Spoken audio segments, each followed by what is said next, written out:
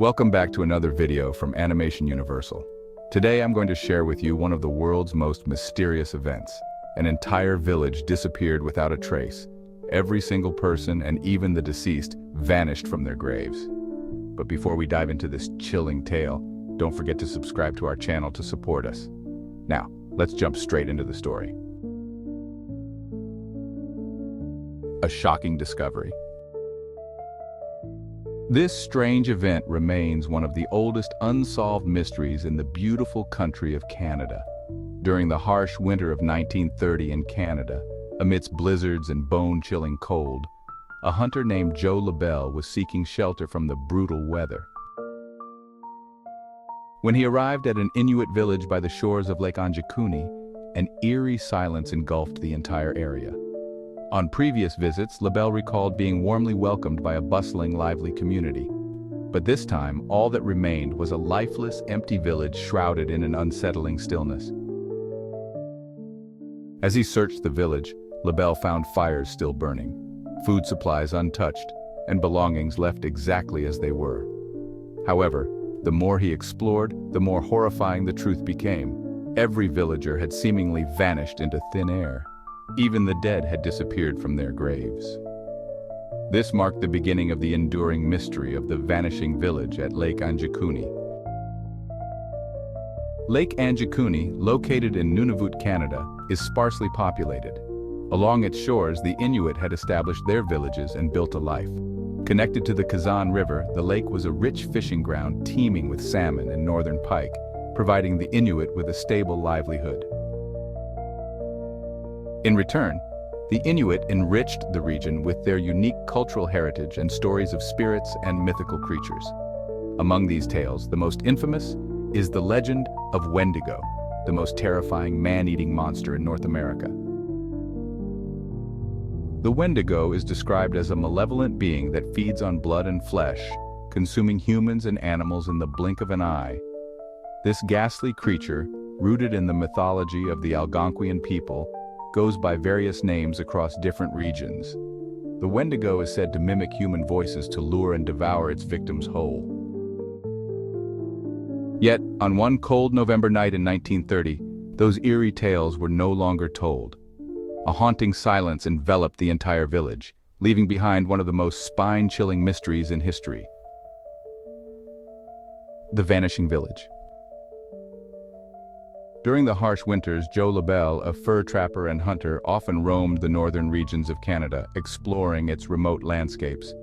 While seeking shelter from a snowstorm, LaBelle, who was no stranger to the Inuit village, made his way to Lake Anjikuni. Known as a hub for hunters and traders, the area was well known and frequently visited. Sensing something unusual in the village, LaBelle began investigating. After a thorough search, he concluded that the villagers had completely vanished, as if they had dissolved into thin air. Not only were the people gone, but even the animals, dogs, goats, sheep, and reindeer were nowhere to be found. One particularly chilling discovery was a smoldering fire with a pot of stew still simmering. Inside one of the houses, LaBelle noticed two partially sewn jackets on chairs in the living room, with needles and threads still stuck in the fabric. Remarkably, weapons, food supplies, and various household items were left untouched. LaBelle suspected something terrible had happened to the village. He knew the villagers would never abandon such a well-established settlement, especially one with abundant resources. Desperate for answers, he searched for any clues that could explain the bizarre disappearance. However, there were no footprints, tracks, or any other signs in the snow to indicate what had occurred. Realizing the gravity of the situation, LaBelle made his way to the nearest telegraph station to report the incident. Within hours, the Royal Canadian Mounted Police, RCMP, arrived to investigate the mystery. The deeper the investigation, the stranger it became. On their way to the village, the RCMP encountered a hunter named Armand Laurent and his two sons. They asked Laurent if he had noticed anything unusual in the area recently. Laurent admitted that a few days prior, he had seen a mysterious, shimmering object in the sky. According to Laurent's description, the object hovered in mid-air, changing shape as it moved in the direction of Lake Anjikuni. When the RCMP arrived at the village, they made some startling discoveries. At the cemetery on the outskirts of the village, they found empty graves. Disturbing the resting places of the dead was strictly taboo among the Inuit. The RCMP dismissed the idea that animals could be responsible, as the frozen ground would have required tools to excavate. Piles of stacked stones near each grave only deepened the mystery. A search of nearby areas yielded no results. There was no trace of the missing Anjikuni villagers in neighboring settlements. The only discovery was a pack of dogs, starved and frozen to death in the snow outside the village. Strangely, the village itself still contained ample food supplies. Historians later confirmed that the dogs had been tied up, but questions remained about why they had died so quickly, especially since the village had reportedly been abandoned just a few hours before LaBelle arrived. RCMP officers also reported seeing mysterious lights in the sky over Lake Anjikuni during their investigation. While sightings of lights in northern Canada are not uncommon, thanks to the natural phenomenon of the northern lights, the lights observed by the RCMP were different. These lights were pale blue and unusually intense, causing a dazzling glare. Theories surrounding this strange incident. 2 weeks after the discovery, based on an analysis of the berries found in the stew pot, investigators speculated that the villagers had disappeared 2 months before LaBelle's arrival. If this theory is true, it raises the question: who had been in the village shortly before LaBelle arrived? How could nearly 2,000 villagers suddenly vanish without a trace? Due to the baffling nature of the events, the press at the time extensively reported on the Village of Death at Lake Anjikuni, spreading the story far and wide, even beyond the continent. The first article about the case was published in the Post newspaper in Manitoba, written by journalist Emmett Kelleher.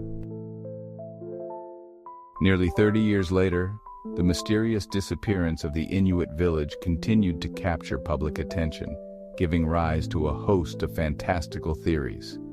Some people believed the villagers were victims of an alien abduction.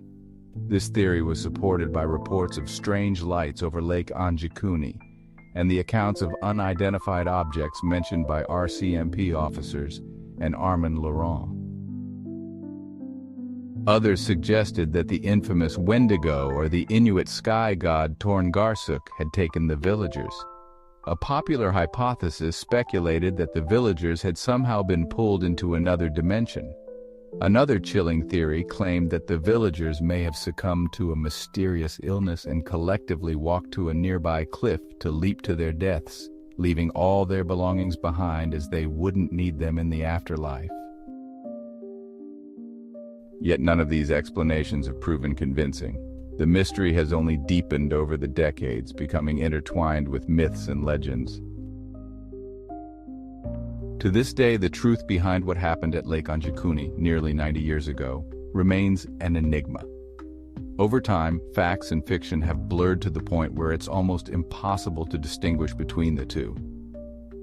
No one has ever been able to explain why and how nearly 2,000 men, women, and children suddenly disappeared without a trace. The tale of the vanishing village at Lake Anjikuni continues to be shared around campfires, particularly under star-filled skies in the remote northern forests of Canada. Thank you for watching this video. Don't forget to like, share, subscribe, and hit the notification bell so you won't miss out on more fascinating and informative content. Thank you so much, and until next time, goodbye.